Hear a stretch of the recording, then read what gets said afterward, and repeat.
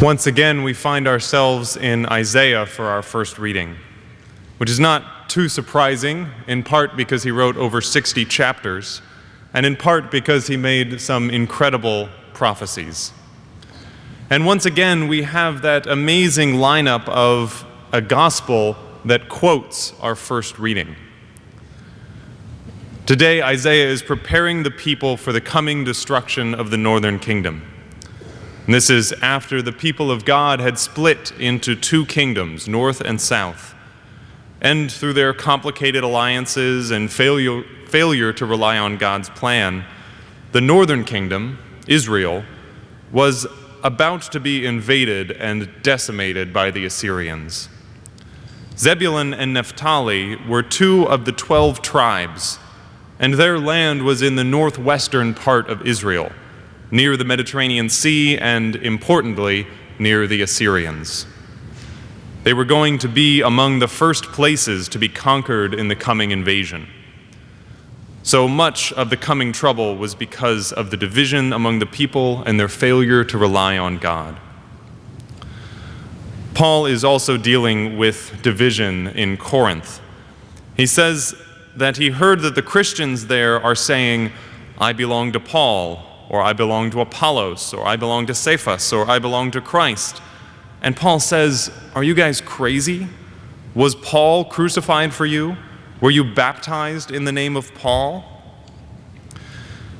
I was at the March for Life yesterday, and one of the speakers, I can't remember who, said something that I'll try to replicate as best as I can remember it. They said, "We shouldn't say God is on our side. We should say we are on God's side." And that really struck me as true. How often throughout history have we heard the phrase, "God is on our side"? It has probably been said by both sides of every war since the dawn of time. From the Trojan Wars to the Crusades to our own Civil War to both world wars, God is on our side. I'm sure the northern and southern kingdoms said the same thing as they were at each other's throats. It's an effective way to rally the troops, but it's not at all how we should think. We can also think this way with issues other than war. Whether we are dividing ourselves as liberal or conservative, as Eagles or Steelers, pro this or anti that, whatever it is, even if we don't come out and say it, too often we think to ourselves, God is on our side. There was a movie made by Netflix recently called Two Popes. Maybe some of you have heard of it. It's about a fictitious meeting between Pope Benedict XVI and Pope Francis before he was elected Pope.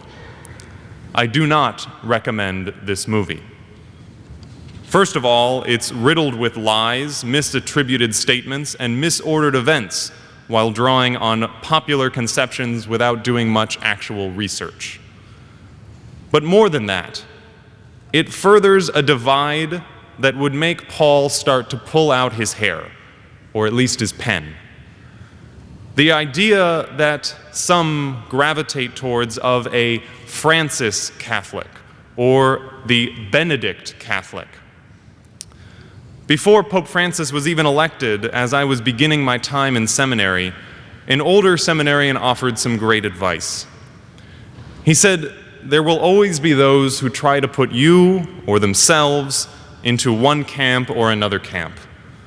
In this context, as this kind of Catholic or that kind of Catholic." But he said, don't be in those camps. Just be Catholic. And this goes back to what that speaker said at the march. Instead of making sure God is on our side, we need to make sure that we're on God's side. The difference is subtle but important.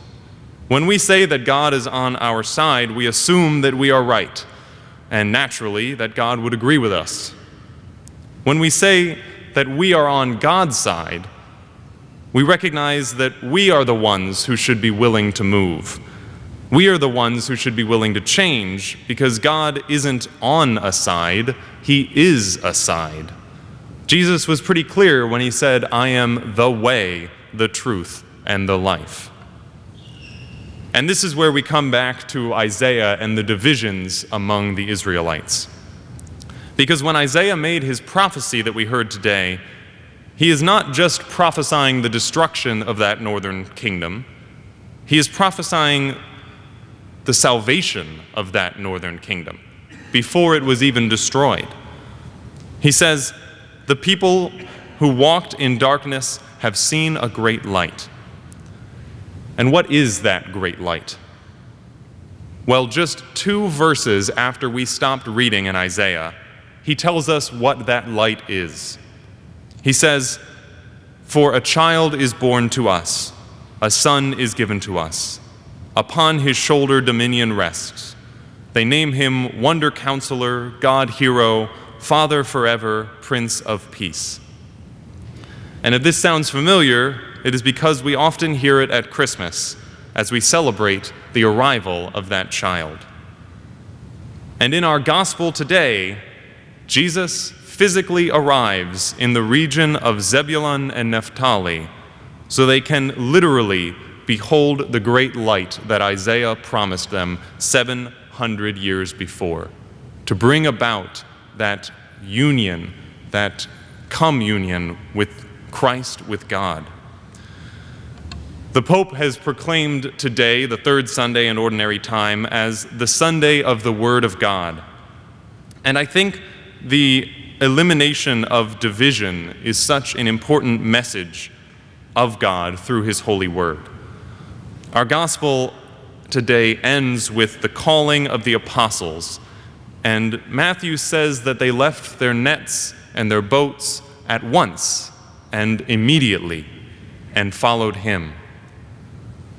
Are we willing to leave behind any part of ourselves that is not on God's side at once when He calls us by name? Because in the end, the only side worth anything is God's side.